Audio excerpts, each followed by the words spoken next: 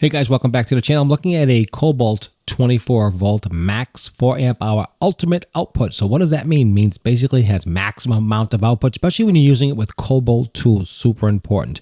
So it's got the 24 volt power. The power indicator also allows you to tell you, it gives you the full feedback to tell you how much power is left. That battery does come with a 3-year warranty, which is super duper important.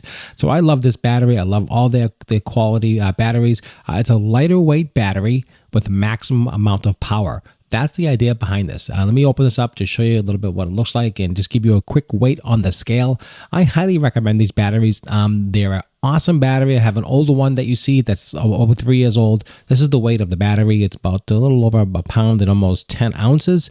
Again, ultimate output, the Kobalt battery, 24 volt max 4 amp hour battery. I absolutely love it. I highly recommend this for your device. If you have any type of power tools at all from Kobalt, definitely this is the one you want to use. This is and it's lighter. It's a little bit lighter than the other battery, and it gets the exact same maximum output. So that's super important. So I highly recommend it. You can see the top there. You get the indicator. You can see how much power is left when you need to know, and that's really important when you're doing things. You want to know how much power you have left. The charges very quickly.